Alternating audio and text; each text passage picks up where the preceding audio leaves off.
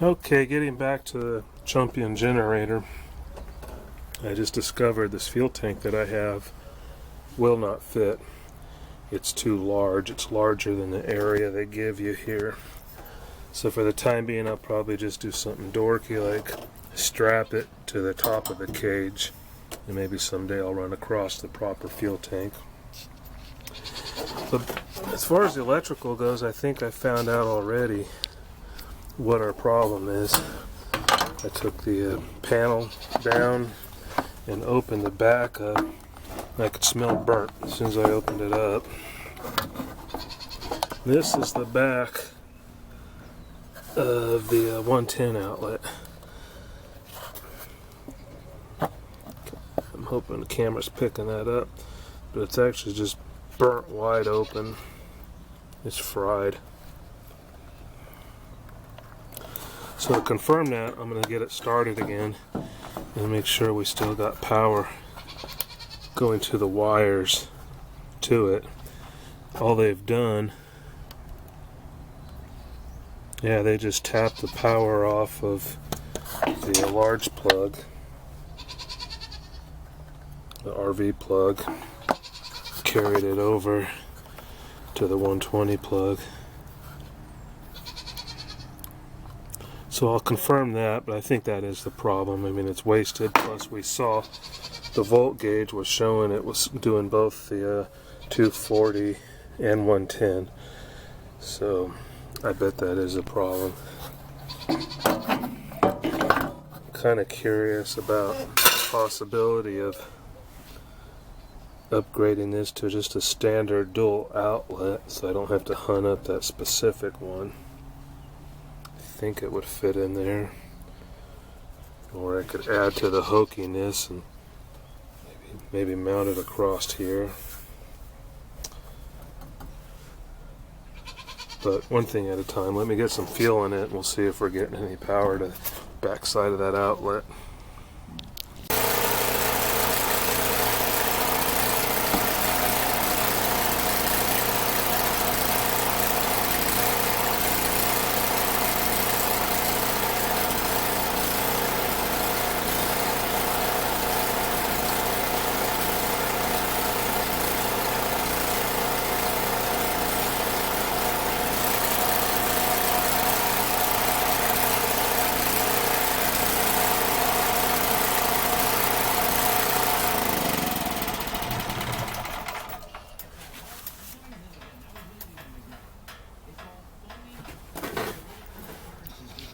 Don't know if you could see that, but we were getting our 110 to 120 out of our wires to the outlet, so the problem is the outlet.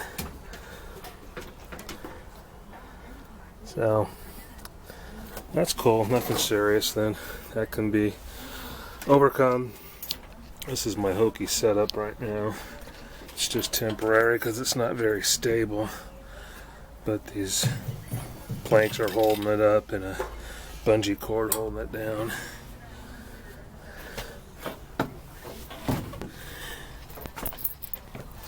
We're leaking some fuel from the shutoff.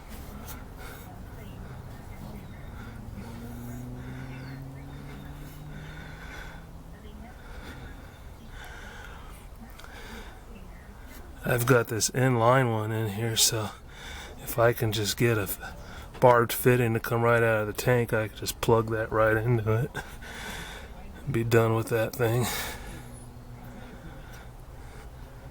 Okay, well that's progress. Now I have to work on the outlet.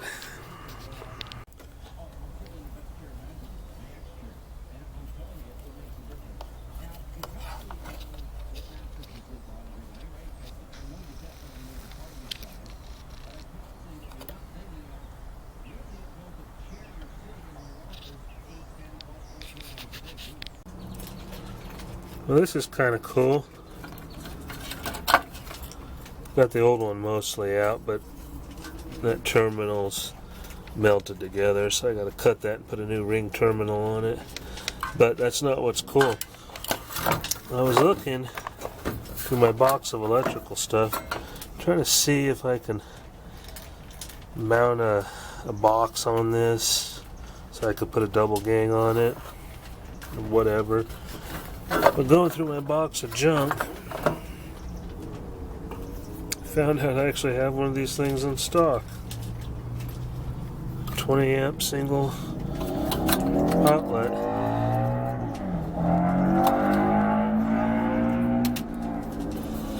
So just have to fix that wire and I can begin reassembly.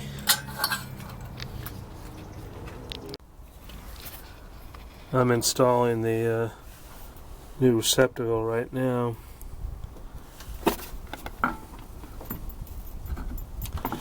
Just wanted to note here this oddity that this is the wire that went to the old receptacle, and this is the wire off the other Champion generator that I had parted out.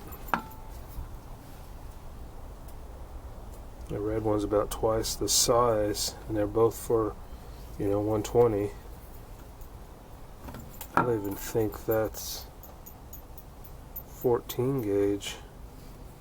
Almost looks like 16. So I'm assuming this other one is a newer generator that I parted out, because it does have a couple of improvements, and it looks like the electrical is one of them.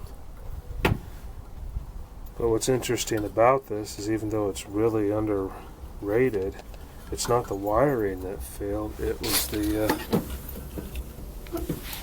receptacle itself.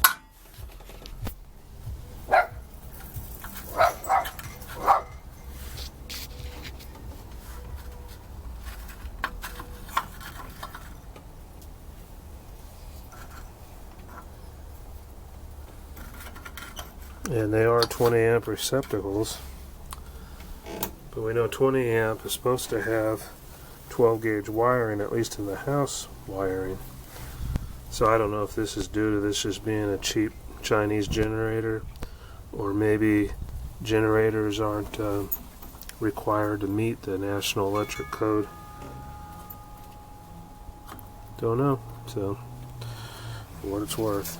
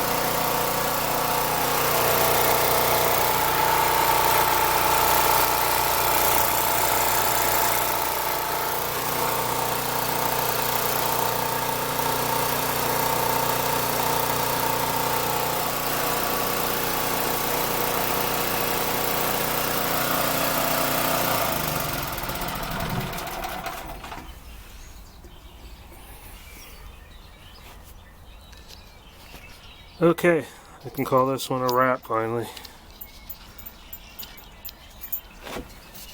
I have permanently mounted that tank. And what I did is I built a couple standoffs for the front part of it, so I could bolt it to the railing but hold it off the railing so the vibrations won't wear holes through the tank. And on the other side, I just tacked on a couple of brackets here for the back side of the tank to bolt to, so it's on there solid. It's running really well. If you remember earlier, when I got it running, it was kind of skipping around some. I thought the carburetor might need cleaning or adjustment, but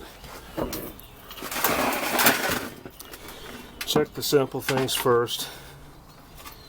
It dawned on me earlier when I was reassembling the engine that I had just stuck a random plug in there to fill in the hole so I didn't get any debris in the bore. Well, this is a short spark plug. The factory one is a long reach one. So that means the air fuel mix had to get pushed up into the spark plug hole and make it up to here. And the combustion started in the spark plug hole and worked its way down to the engine. So I built kind of a pre-combustion chamber in there. I realized that and just pulled this plug out, put the original one back in, and it's running great.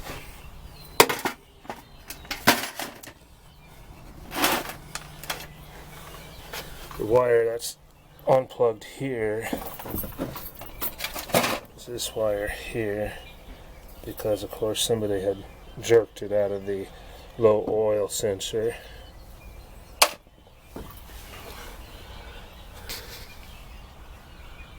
Couple of musings on this thing. I would have paid more attention when I had it apart if I caught it, but I'm definitely not going to open it up just to satisfy my curiosity.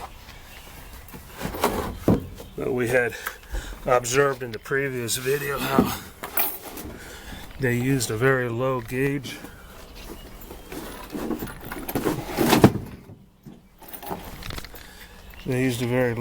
wiring for a 20 amp receptacle. Well, this breaker, the 10 amp, is for the 12 volt DC, so that makes sense. But the only other breaker here is this pair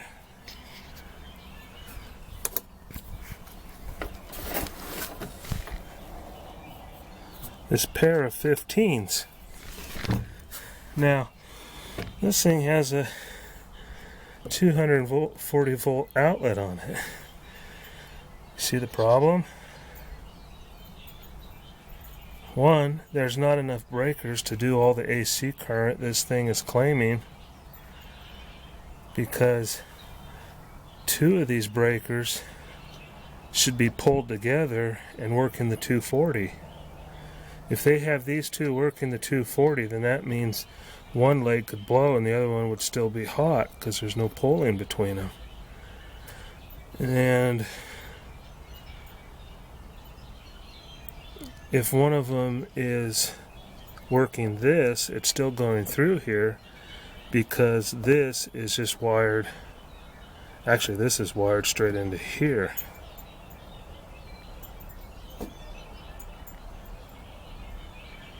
Of course, it could have something to do with this toggle, maybe that overrides it. So whichever one that's selected to is what the breakers are working for. I guess they might have done that, but that still doesn't explain the not having the double pull on the 240. So yeah, I think corners were cut. Plus, we get back to this. This is clearly a 20 amp receptacle, and that's what I replaced it with. This is my new one, but the old one was the same way, clearly a 20 amp. And these are 15 amp breakers, so they're deceiving you by telling you this thing, or making you think it's good for 20 amps. So anyway, all fun in Chinese equipment, but this one's done. It's ready to go. All I gotta do now is come up with a fuel cap for it. Thought I had one for it, but this is a screw-in type. It's actually got threads on it, so maybe I'll get lucky and a automobile style will screw onto that. But other than that, it's ready to go until its next failure. You probably saw in the video, this choke lever is so worn out it just flops around. It doesn't even stay in place. When I start it, I have to hold it over there and pull it. Fortunately, it's a pretty quick starter. Oh yes, on this, the petcock, I tightened up the sediment bowl and the mount nut, and no more leaking, so it cured that fuel leak too. Yep. That's done, and on to the next one. So thanks for watching, guys.